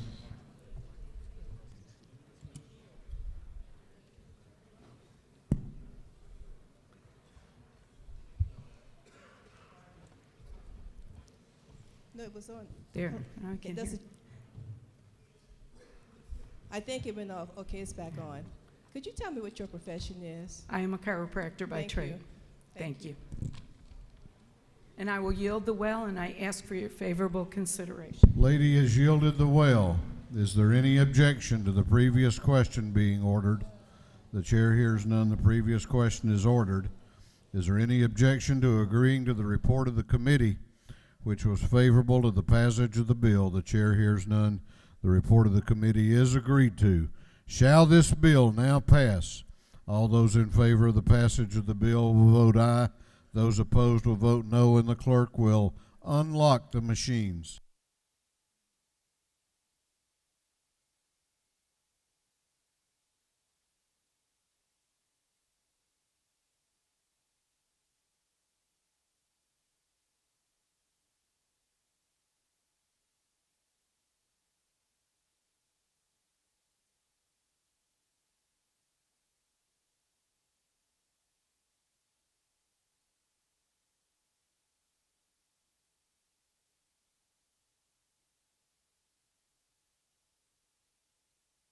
Have all members voted? Have all members voted? If so, the clerk will lock the machine on the passage of House Bill 816. The ayes are 161. The nays are 5. This bill, having received the requisite constitutional majority, is therefore passed. Clerk will read the caption to House Bill 914. House Bill 914 by Representative Clark of the 147th and others to be entitled an act to amend Title 43, the official code of Georgia annotated relating to professions and businesses so as to provide for military spouses licensed in other states. This bill has been referred to the Committee on Governmental Affairs. That committee recommends that this bill do pass by committee substitute.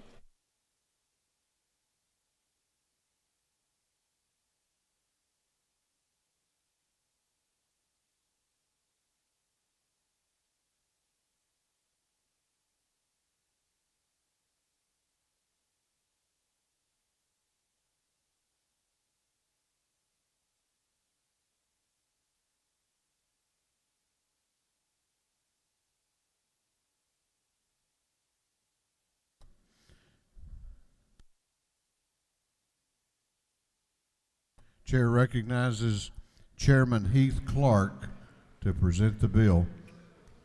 Thank you, Mr. Speaker. Members of the House, I have HB 914 before you today. This is an effort to piggyback on what Representative Al Williams started a few years ago. Currently in our nation, we're experiencing record unemployment.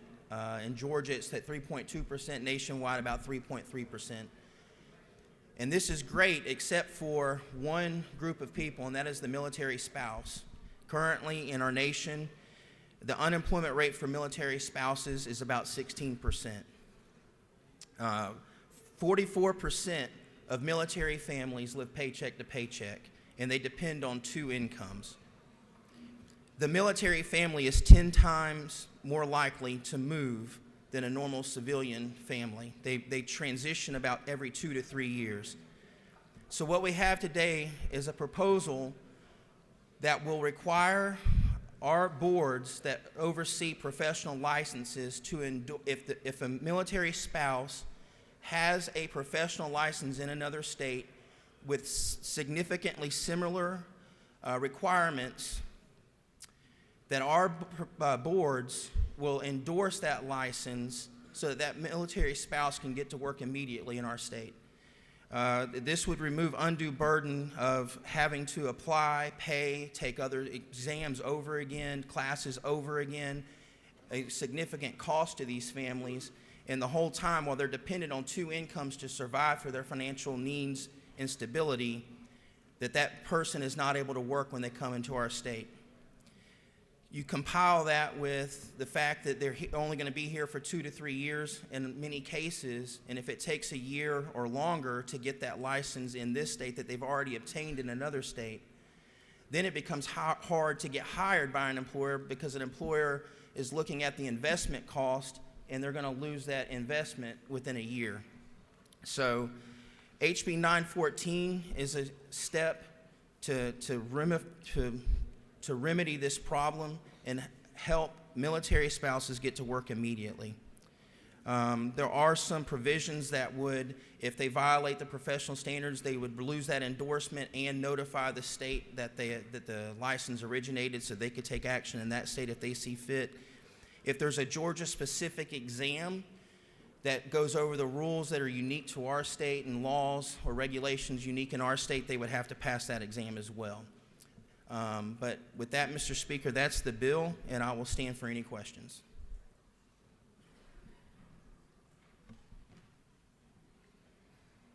You have no questions. Well, I will yield the well and ask for your favorable consideration. Chair recognizes Representative Al Williams to speak to the bill. Thank you, Mr. Speaker. I certainly want to thank the gentleman for this bill. This was a bill that was introduced by me about 4 years ago. First, just for clarification, it has been well explained the purpose of this bill. We really should not have to be even standing here this morning, because patriotism goes beyond saying you're a patriot and saluting the flag and tearing up on certain words. The folk that have not followed the intent of this bill should be ashamed of themselves, because the only difference in this one is saying shall. They had the opportunity to do right by these spouses from day one, and they did the same thing they had been doing, and that's just keep passing them on. Can't do this to people who have served their country and who've trailed their husbands or wives all over the world. I had a young lady who was a registered nurse, came to Liberty County, could not get hired, changed professions because they couldn't do her paperwork, and after 6 months of waiting, she went into another profession. We shouldn't have to be doing this. It's bad when we have to make folk do the right thing. So I know some folk that didn't do right. Don't stand near me and sing the national anthem and go back home and act like, well, I won't even say that from this gracious floor. But it's a crying shame that we have to do this. The one request I would make, and I apologize to the gentleman for not having said this, but this bill was originally the Tracy Rainey bill, named for Tracy Rainey, the wife of now Lieutenant General Jim Rainey, who was an untiring advocate for the spouses. And to honor her, I injected the name Tracy Rainey. She flew back from a graduation at Ohio State to be here when the governor signed this bill. And I would certainly hope that when we get to the Senate, we ask them to restore her name to this bill. But most of all, we need to let our constituents who are in position to hire people, who the bureaucracy that seem to run everything, to do the right thing by military spouses and do what you should have been doing for the last 4 years, and people wouldn't be here having to have this done. With that, Mr. Speaker, I yield the well. Is there any objection to the previous question being ordered? The chair hears none. The previous question is ordered. Is there any objection to adopting the committee substitute? The chair hears none. The committee substitute is adopted. Is there any objection to agreeing to the report of the committee, which was favorable to the passage of the bill? The chair hears none. The report of the committee is agreed to. Shall this bill now pass? All those in favor of the passage of House Bill 914 will vote aye. Those opposed will vote no, and the clerk will unlock the machines.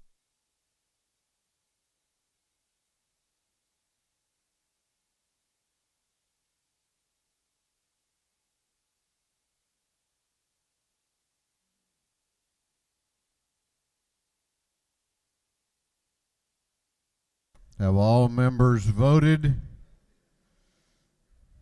Have all members voted?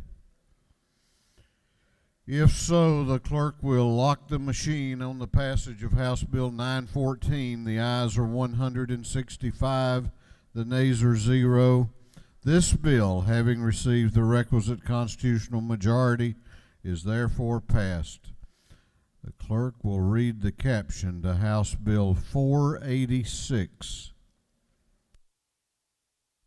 House Bill 486 by Representative Washburn and the 141st and others, to be entitled an act to amend Chapter 14 and Title 43 of the Official Code of Georgia annotated, relating to electrical contractors, plumbers, conditioned air contractors, low-volt contractors, and utility contractors. This bill having referred to the Committee on Regulated Industries.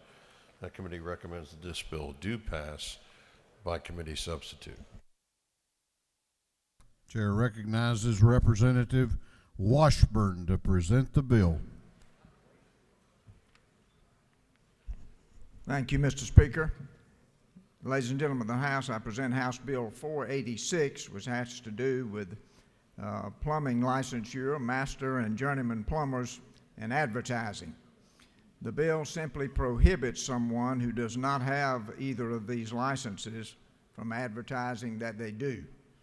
What the bill does not do is add any requirement for additional licensure for some folks that might have concerns about that. It simply says if you don't have the license, you cannot advertise that you do. It is a good bill that protects these people who have spent the time and energy and the money to become licensed in this important business, and it also protects consumers. So I urge your favorable consideration of this bill, and Mr. Speaker, I yield for any questions. You have a question. Did you care to yield? Yes, sir, I will. Chair recognizes the chairman of the Agriculture and Consumer Affairs Committee, Chairman McCall, to your right for a question. Thank you, Mr. Speaker. Gentlemen, yield.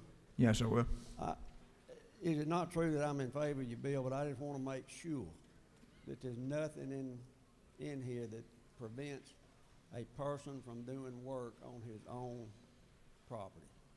That is correct, Mr. Chairman. Thank you for the question. Thank you. You have no further questions. I yield the well. Thank you, Mr. Speaker. Is there any objection to the previous question being ordered? The chair hears none. The previous question is ordered. Is there any objection to adopting the committee substitute? The chair hears none. The committee substitute is adopted. Is there any objection to agreeing to the report of the committee, which was favorable to the passage of the bill? The chair hears none. The report of the committee is agreed to. Shall this bill now pass? All those in favor of the passage of the bill will vote aye. Those opposed will vote no, and the clerk will unlock the machines.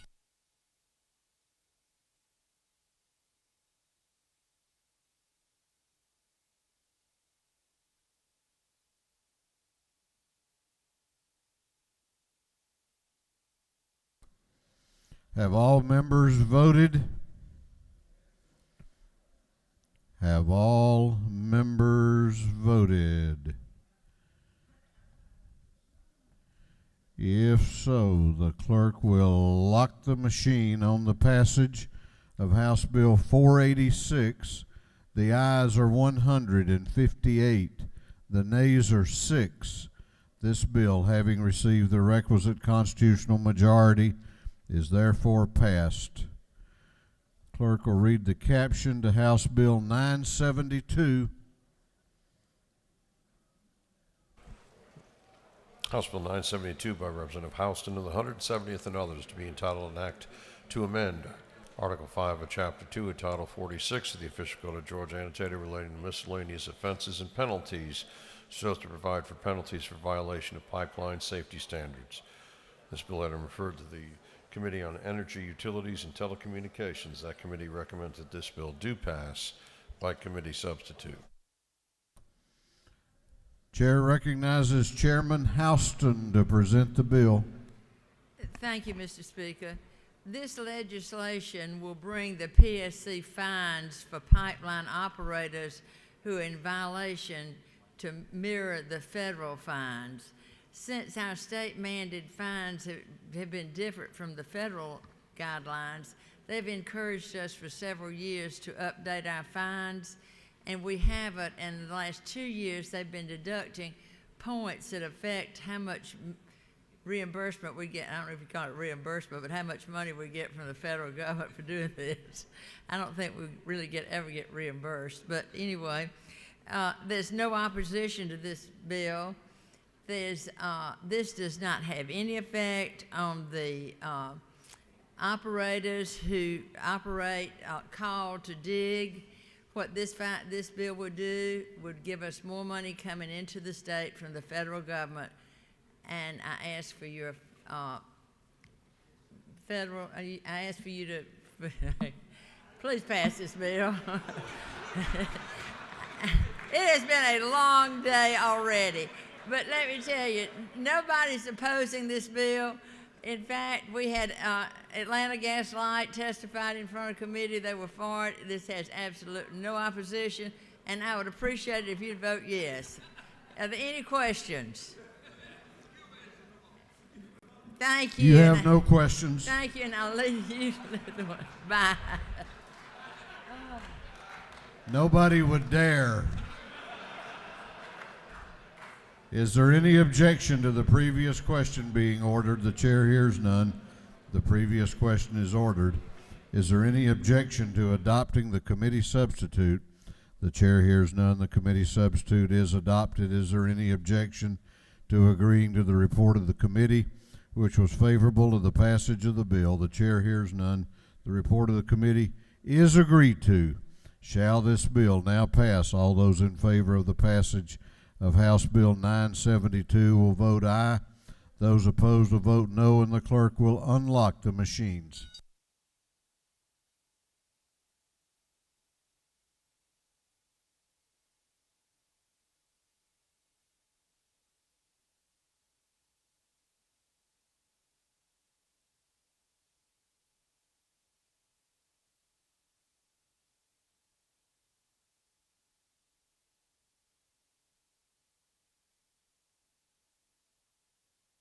Have all members voted? Have all members voted? If so, the clerk will lock the machine on the passage of House Bill 972. The ayes are 164, the nays are 0. This bill, having received the requisite constitutional majority, is therefore passed. The clerk will read the caption to House Bill 861. House Bill 861 by Representative Wiedauer of the 119th. Be titled an act to amend Chapter 1, Title 40 of the Official Code of Georgia annotated relating to identification and regulation of motor vehicles so as to amend certain definitions relating to commercial carriers. This bill having referred to the Committee on Motor Vehicles. That committee recommends that this bill do pass. The chair recognizes Representative Wiedauer to present the bill. Thank you, Mr. Speaker. Colleagues, today I bring to you House Bill 861, which is a Georgia State Patrol Agency bill. Let's say a carriage transport truck is heading south on I-75, and it gets pulled over and ticketed for speeding by one of Georgia's finest apron troopers. Unfortunately, with the current definition of commercial motor vehicle, if that same southbound truck only delivers within the state of Georgia, the trooper might as well have stayed in his cruiser and watched as that truck joyfully passed right by. You see, there are some sharp lawyers out there getting their clients out of citations, because the current definition of commercial motor vehicle states that the vehicle has to engage in inter and intra-state commerce. On line 11, you'll see by changing and to or and adding or both, this bill will close that loophole and allow for the appropriate enforcement of citation. Our troopers have all the capability in the world, but unmarried with convictions will leave our troopers without hope of enforcing the law. Mr. Speaker, I'll stand for any questions. You have some questions. I'll yield. I'm just waiting until they finish piling up here. Chair recognizes Chairman Watson to your right for a question. Thank you, Mr. Speaker. Does the gentleman yield? I do. Your bill mentions interstate and intrastate commerce. Could you explain to me how our interstate system is related to the circulation of waters across our state? Well, they begin and end the same way. They just keep cyclically going. They never end. So one state to the next, they're interconnected from pond to pond. Very good. Thank you. Chair recognizes Chairman Rhodes to your right for a question. Does the gentleman yield? I do. Okay. I heard in the definition something about a carriage. Did the old definition include horse-drawn carriages? It did. Okay. Does the gentleman further yield? I do. Okay. Will this create a dualism problem for us? No, actually, in fact, it does speak to that. It actually does speak to that theory of dualism. Sometimes it's either or, but sometimes it's both. Chair recognizes Chairman Fleming to your left for a question. Thank you, Mr. Speaker. To the gentleman in the well, you and I had a conversation about this bill in the Rules Committee the other day, and at that time I asked you a question which you were not prepared to answer, and so I'll repeat it for you now. Can you tell me the relation between this bill and its possible effect upon a Baroshan 4? Yes, sir. I do believe that the Baroshan 4, again, if you were to sit idly by, they would have to sit idly by and watch as it passed through if they were not equipped with the right tools to engage in this citation. Chair recognizes Representative Prince to your left for a question. Does the gentleman yield? I do. Is it not true that this measure could be a reflection of the concept of dualism? The gentleman is correct. Like I said, sometimes it's not one or the other, but sometimes it is both. Thank you for this measure. Thank you. Mr. Speaker, if there's no more questions, I will yield the well. Well, you have some more, but you answered the ones from Chairman and from Representative Prince. Do you yield the well? I'll yield the well. Thank you. Gentleman has yielded the well. Is there any objection to the previous question being ordered? The chair hears none. The previous question is ordered. Is there any objection to agreeing to the report of the committee, which was favorable to the passage of the bill? The chair hears none. The report of the committee is agreed to. Shall this bill now pass? All those in favor of the passage of House Bill 861 will vote aye. Those opposed will vote no, and the clerk will unlock the machines.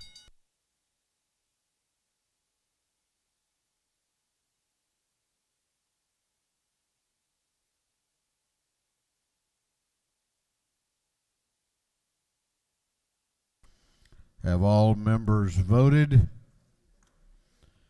Have all members voted?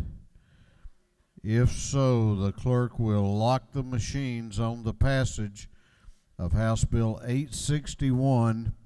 The ayes are 163, the nays are 2. This bill, having received the requisite constitutional majority, is therefore passed. Clerk will read the caption to House Bill 968. House Bill 968 by Representative abstraction of the 104th and others to be entitled an act to amend Article 3 of Chapter 3 of Title 9 of the Official Code of Georgia annotated relating to limitations on recovery for deficiencies connected with improvements to realty. This bill having referred to the Committee on Judiciary. That committee recommends that this bill do pass by committee substitute. Chair recognizes Chairman F. Stration to present the bill. Considering the recent opinion of Southern States versus Tampa Tank, I want to thank you, Mr. Speaker, for allowing me to present today House Bill 968 to you, members of the Georgia House. What this opinion gave us from the Court of Appeals is that expressed warranties that are contractually agreed to fall under the statute of repose, which is an 8-year limit in time. So effectively, what happens is, let's say you have a contractual agreement for a 25-year warranty on your roof. This opinion means that under Georgia law, that warranty is only valid for 8 years, regardless of what the contract was. So it's very important that we bring legislation to address this. And I'll quote, on your desk, you can see commentary from consumer advocate Clark Howard, who said, I'll just quote here, "Now the reality is it's up to the state legislature when they come back next month to fix this, because if you and I as consumers spend big money on our home and we expect that the work we have done is going to be protected by warranty coverage, then the company that gave us this warranty can say, well, in Georgia, even though we said we were going to give a warranty for that long, we don't have to." That's a stunner, and I don't understand how the Court of Appeals made this decision that they did, but the legislature needs to fix it. So it's with that in mind that I bring this to you today. I would be happy to answer any questions, but I don't expect on this important issue there will be any quarrel. Do you yield for questions? Yes, Mr. Speaker. Chair recognizes Chairman Fleming to your left for a question. Thank you, Mr. Speaker. To the gentleman in the well, Mr. Chairman, I appreciate you bringing this measure, and I think you would agree with me that we particularly need to thank Clark Howard for the attention that he brought to this measure, but also we need to recognize Jeff Lewis of Arnold, Golden, and Gregory, and to put it in Carlilian terms, he is a rather large bovine in this area, and particularly as it relates to things dealing with altruism, and we need to thank him. Is that not true? Mr. Lewis is a partner at the law firm of Arnold, Golden, and Gregory, and a distinguished gentleman and individual who helped greatly with this important issue and was willing to testify in your committee, Mr. Chairman, and I think that's very appropriate. Do you further yield? Yes, Mr. Speaker. Chair recognizes Representative Williamson to your right for a question. Does the gentleman yield? Yes, sir. Thank you very much for bringing this legislation, but to a non-lawyer such as myself, and I apologize for not having asked this question in the Rules Committee, is this fix contracts that were previously engaged in, or is this just moving forward in time? What this does is it makes clear in Georgia law that the objective is for statute of repose to not to apply to contractual warranties. That would include warranties that are currently in effect, and that would certainly involve warranties going forward, so it would be both. Because we're doing this not for us, but for all Georgians. And I think that this is a very important measure to ensure that it's clear that the statute of repose doesn't apply to existing contractual warranties. Does the gentleman further yield? Yes, sir. So on behalf of all the consumers of Georgia, I appreciate your work on this, as well as Mr. Lewis and those other learned attorneys that help educate business guys like me, and also for all the affected parties. It could be roof warranties, home roof warranties, copying machine warranties, anything, as I understand it, that's previously been agreed to, the contract paid for 8 years in excess. This allows both parties to enjoy the benefits of the contract. That's correct. Gentleman's correct. And if you look at line 33, it makes clear that that's on or after the date that the statute was previously and originally passed, the statute that was subject to interpretation. So, yes, sir. Thank you for answering my questions. Mr. Speaker, I know the hour's late, so I'll yield the well, ask for the members' favorable consideration. Gentleman has yielded the well.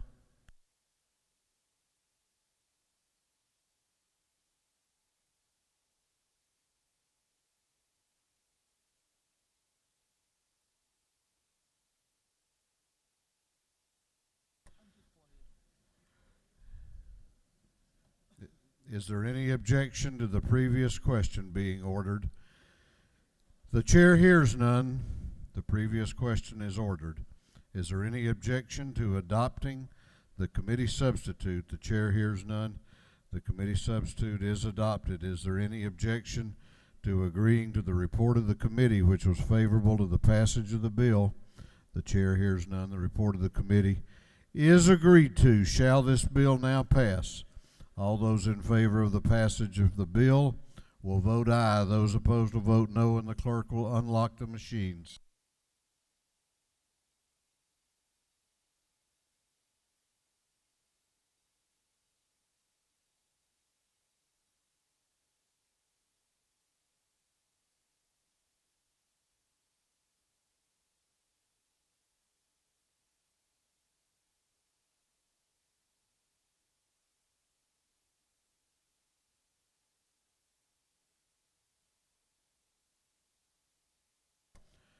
Have all members voted? Have all members voted? If so, the clerk will lock the machines on the passage of House Bill 968. The ayes are 165. The nays are 0. This bill, having received the requisite constitutional majority, is therefore passed. House Bill 378 was carried forward from the last day we were here to the next legislative day. It will now be carried forward to a date certain, and that date will be Monday, March 9. That's House Bill 378.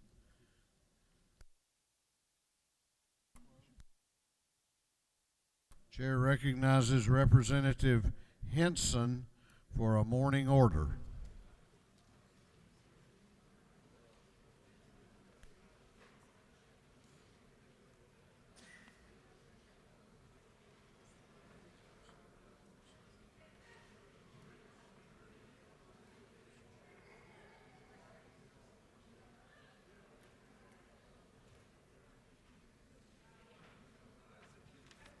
Isn't it?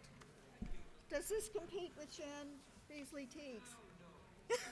I don't think so. Good afternoon. I'm just going to make this short and sweet. So you can tell I'm going to recognize someone. I'm going to recognize women in construction. And we have some up there. And this is Women in Construction Week.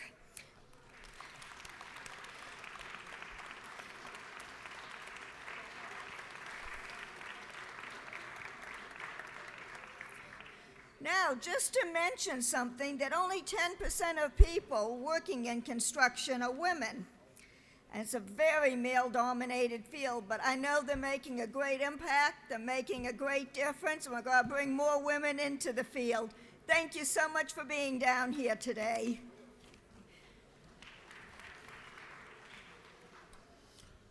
The clerk will read the caption to a group of privileged resolutions.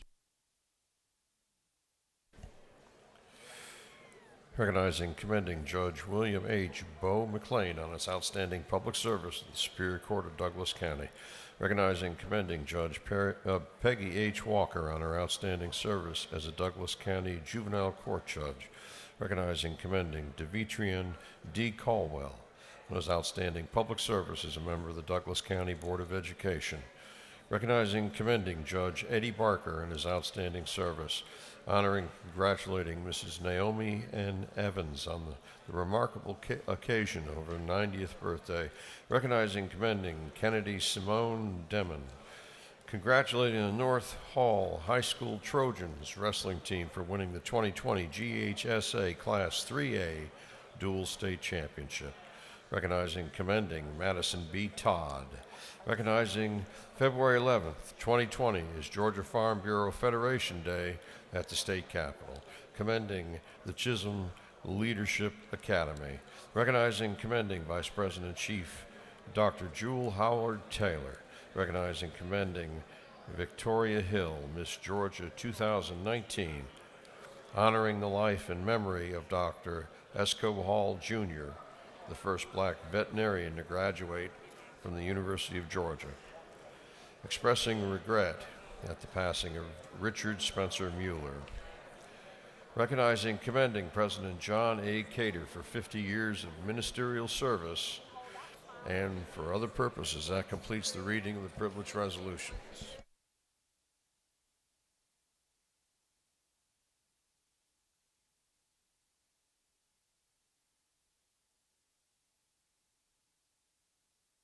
Is there any objection to adopting the privilege resolutions?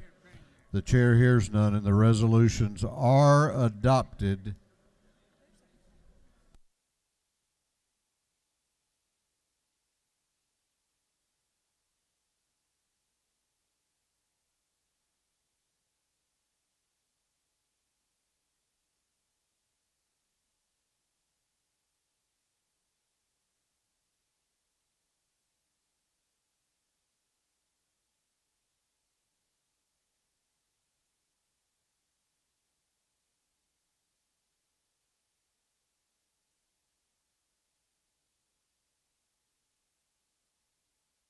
All right, we're about to go on to announcements. If you have signed up for an announcement, make your way to the front of the chamber.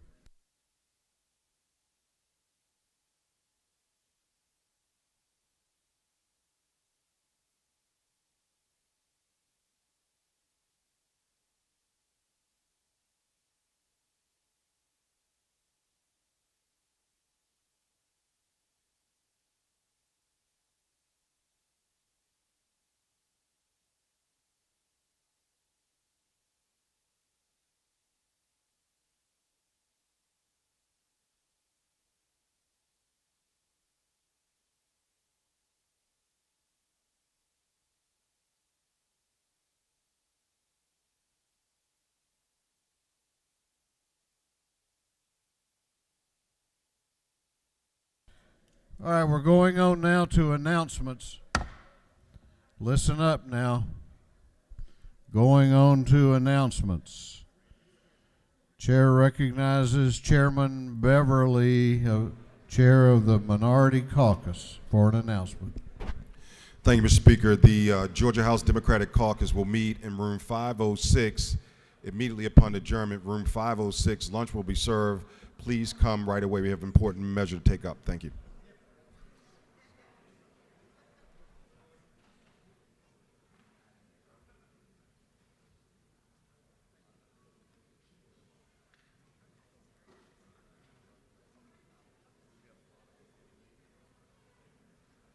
Chair recognizes Chairman Hitchens for an announcement.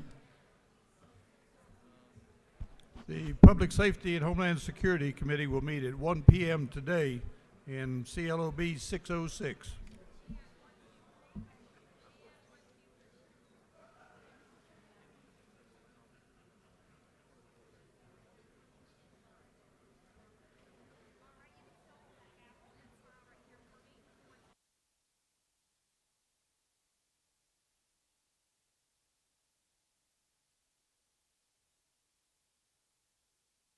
Chair recognizes Representative Jasmine Clark for an announcement. Good afternoon, colleagues. You just received a notice on your desk about the first Future Caucus meeting of the 2020 session. This will feature guest speaker Michael, actually I can't say that last name, I apologize, named Atlanta's top tech entrepreneur. It is tomorrow at 3 p.m. and 605 Club. We will have food, hot food. So look forward to seeing you all tomorrow. Anyone can attend. I repeat, anyone can attend. Thank you.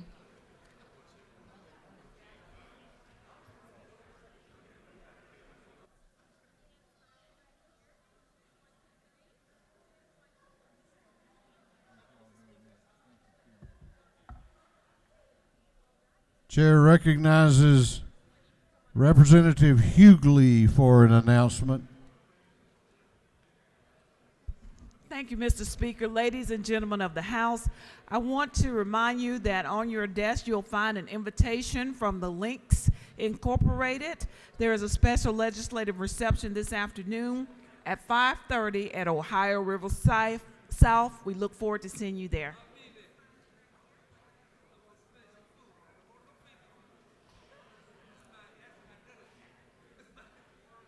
Chair recognizes Chairman Corbett for an announcement.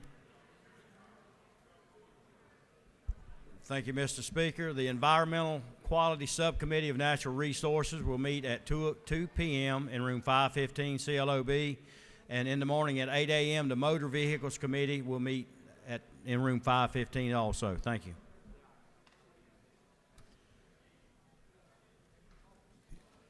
All right, if you have pages, we have a few pages up here that are waiting on you. I will not wait on you. Chair recognizes Chairman Dollar for an announcement.